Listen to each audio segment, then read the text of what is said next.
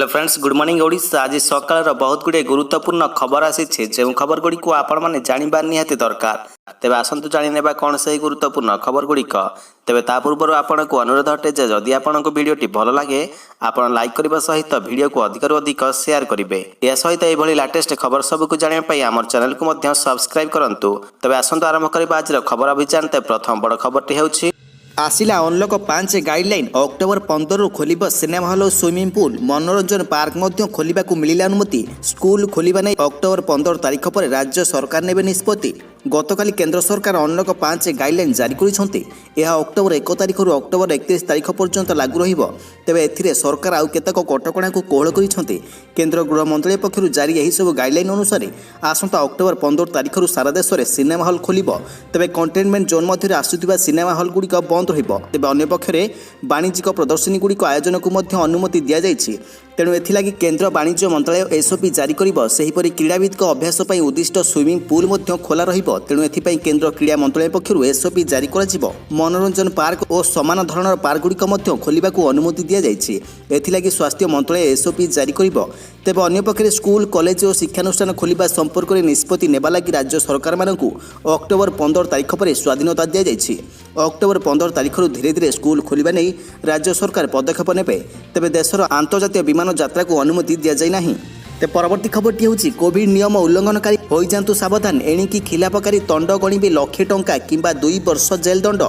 संक्रमक रोग ओडिशा संशोधन विधेयक 2020 विधानसभा गृहीत विरोधी हट्टगोल मध्य एही बिल पास होईछि। उल्लंघनकारी विरोध में 2 वर्ष जेल दंड और 1 लाख टंका पर्यंत जोरिमाना किंबा उभय दंडरे दंडित पर बिल व्यवस्था रही। तेबे यह उपर वितर्क बेले स्वास्थ्य मंत्री नव दास कहिथिले किछि लोक संक्रामक आईन को मानु नाहंती। तेबे यहाकू आखि आगे रखी एपिडेमिक रोग अधिनियम 1987 रे थिबा दंड और जोरिमाना परिमाण को वृद्धि करा जायछि। खिलापकारी 2 वर्ष जेल और 1 लाख टंका पर्यंत जोरिमाना व्यवस्था रही।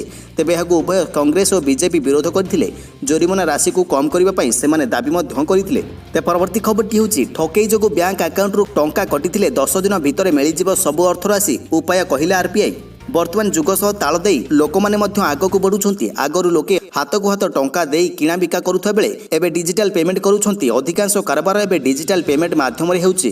तबे बढ़ुथुवा डिजिटल कारबार को देखि हैकर्स माने मध्य ठकेई करिवार शैली बदलाई दैछंती। साइबर क्रिमिनल माने एबे लोकंकर अकाउंट रु सीधा सळक टंका ठकी देउछंती। फल रे लोके बुझिबा पूर्वरु तांकर अकाउंट खाली हो जाउची। एभली परिस्थिति रे लोक माने साधारणतः टंका बुडी गला भाबी चुपचाप बसी जानती। किंतु आपण जानि खुशी हेबे जे एभली ठकेई पर भी आपण टंका फेरस्त पाई परिबे। ते भारतीय रिजर्व बैंक लोकों को क्षति बचाइबा पई एक नुआ उपाय आपणाइछि। एबे लोकंकर अकाउंट रु बिना कारण टंका कटिथिले किंबा केही ठकी नैथिले सेमाने पुणी थरे पूरा अर्थराशि पाई परिबे। एने रिजर्व बैंक तरफ ट्वीट करी सूचना दिया जायछि। बैंक तरफ कह जायछि टंका कटिबार 3 दिन भितर जदि ग्राहक अभियोग करती तेबे से पूरा टंका फेरी पाइबे। तेबे जदि एभली ट्रांजैक्शन टंका कटि थाए तेबे केमिति फेरी पाइबे आसंतु जानि नेबा। बैंक तरफ एभली साइबर ठकेई को दृष्टि रखी इंश्योरेंस पॉलिसी नै जायछि। बैंक आपणकर सहित होइतिबा समस्त विवरणी इंश्योरेंस कंपनी को देबो और उक्त इंश्योरेंस कंपनी रु टंका नै आपण को फेरेइबो। तेबे साइबर फ्रॉड रु बंचिया पई इंश्योरेंस कंपनी मध्य लोकन को सीधा सळक क्षतिपूरण देबो। तेणु एथिपई आपण 3 दिन भितर बैंक रे अभियोग करि परिबे।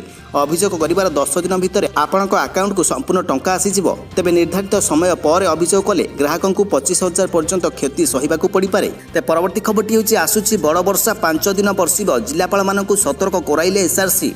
आसुछि आउ एक बड़ वर्षा 5 दिन धरी अर्धाधिक ओडिशा रे वर्षा लागि रहिबो। उपकूल पश्चिम ओडिशा पर्यंत सबुठी वर्षार प्रकोप देखादेव। स्थाने स्थाने अति प्रबल वर्षा मध्य होई पारे। जलबंदी समस्या माटी घर भांगिबा सहित रास्ता धोई जिबार संभावना रहिछि। संभाव्य वर्षा और जलबंदी समस्या को दृष्टि रखी स्वतंत्र रिलीफ कमिशनर बा एसआरसी पक्षरु सतर्क रहिबाकू जिलापाल मानकू सतर्क कर दिया जायछि। तेबे ऑरेंज और येलो वार्निंग जारी होइथवा जिल्लार जिलापाल माने एथि प्रति दृष्टि देबे। कंट्रोल रूम 24 घंटा धरी चालू रखिबे। तेबे वर्षा स्थिति संपर्क में नियमित भाव में एसआरसी कार्यालय को जणाइबाकू निर्देश दिया जायछि। तेबे यह सहित कोरापुट रायगड़ा खोर्धा बौद्ध नयागढ़ जगतसिंहपुर केन्द्रापड़ा संबलपुर कलाहांडी और भद्रक जिलार केतक स्थान में प्रबल वर्षा होबार संभावना रहितिबारु येलो वार्निंग जारी करा जायछि। तेबे बाकी जिलागुड़िकर घड़घड़ी सहित वज्रपात मध्य होई पारे। ते परवर्ती खबरटी होछि आयकर रिटर्न अवधि पुणी थरे बढ़ीगला। पुणी थे केन्द्र सरकार आयकर रिटर्न फाइल अवधि को गतकाली वृद्धि करिसेंति। पूर्व आयकर रिटर्न शेष तारीख सेप्टेम्बर 30 तारीख बा गतकाली रहिथिला, किंतु एबे सीबीडीटी एहाकु नवेम्बर 30 तारीख पर्यंत वृद्धि करिसेंति। देशर कोविड परिस्थिति को दृष्टि रखी सीबीडीटी एभली निष्पत्ति नेइछि। प्रथमे 2019-2020 आर्थिक वर्ष पई आयकर रिटर्न दाखलर समय सीमा मार्च 31 तारीख पर्यंत रहिथिला। तेबे एहाकु दुई थर वृद्धि करी सेप्टेम्बर 30 तारीख करा जायतिला। तेबे एहाकु नवेम्बर 30 तारीख जाए एबे वृद्धि करा जायछि। ते परवर्ती खबरटी होछि अक्टोबर 1 तारीख माने आज ठारू बदली जिवो एही सब नियम साधारण लोकंकर जीवन में पकाई पारे प्रभाव। कोरोना समय सरकार अनेक रिहाती देइछन्ति, जार समय सीमा सेप्टेम्बर 30 तारीख रे शेष होइछि। अक्टोबर 1 तारीख बैंक, वाहन, ड्राइविंग लाइसेंस और जीएसटी रिटर्न समेत अनेक नियम परिवर्तन होइछि। आसंतु जानिनेबा अक्टोबर 1 तारीख केउ नियम परिवर्तन हेबाकु जाउछि एवं सेथिरु साधारण जनताकर कोन लाभ एवं क्षति हेबो।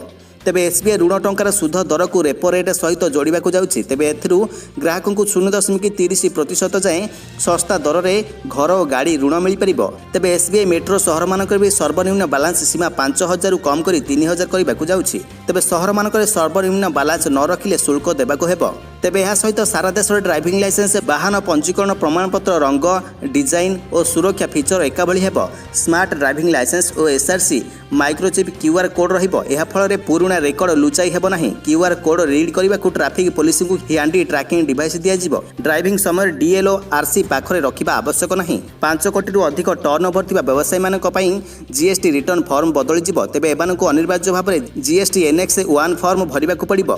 तेबे कोरोना काल रे एप्रिल मासरु अभावी परिवार पई उज्ज्वला योजना फ्री रे गैस सिलिंडर दिया जाउथिला, जार समय सीमा सेप्टेम्बर 30 तारीख रे शेष होइछि। अर्थात गतकाली ठारू उज्ज्वला योजना फ्री गैस सिलिंडर न मिल पारे। या सहित अटल पेंशन योजना हिताधिकारी मानकु खाता नियमित कराई नेबा जरूरी। जदि एभली न करन्ति ताहाले आगको जोरिमाना देबाकू पड़ी पारे। या सहित खाद्य मंत्रालय कोरोना महामारी समय राशन कार्ड को आधार कार्ड सहित जोड़िबाकू समय सीमा सेप्टेम्बर 30 तारीख जाए दिया जाइतिला। राशन कार्ड को आधार कार्ड सहित बुधवार सुधा लिंक करा जाई परिबो। ते परवर्ती खबरटी होछि अक्टोबर 1 रु बैंकिंग नियम बदलिबो। नुआ एटीएम कार्ड, क्रेडिट कार्ड नियम लागू हेबो। तेबे गत किछि दिन धरि विभिन्न बैंक पक्षरु खाता धारकों को डेबिट कार्ड बाबद रे मेसेज आसुछि। सेप्टेम्बर 30 तारीख पर डेबिट कार्ड रे ऑनलाइन ट्रांजैक्शन बंद होइजो बोली मेसेज रे उल्लेख रहिछि। तेबे आसंतु जानिबा कोन कहूछि भारतीय रिजर्व बैंक रो गाइडलाइन, जहा कि अक्टोबर 1 तारीख रु सारा देश रे लागू हेबो। प्रथमटी होछि आरबीआई पक्षरु समस्त बैंक को डेबिट कार्ड बंद करबा नै निर्देश दिया जाइछि। केवल सही डेबिट कार्ड बंद हेबो जहा को यूजर केबे हेले ऑनलाइन पेमेंट बा डिजिटल पेमेंट रे व्यवहार करि नाहंती। कार्ड क्लोनिंग ठकेई को नजर रखी यही निष्पत्ति निया जाइछि। तेबे नुआ नियम रे कार्ड धारक निजर दैनिक एटीएम टंका उठाण और दैनिक खर्च बाबद रे निजे चयन करि परिबे। तेबे या सहित कार्ड धारकों पाखरे कार्ड संबंधी विभिन्न सेवा को बंद करबा पई विकल्प रहिबो। समस्त डेबिट और क्रेडिट कार्डधारी एही नुआ नियम अधीन रे आसीबाकू जाउछन्ति।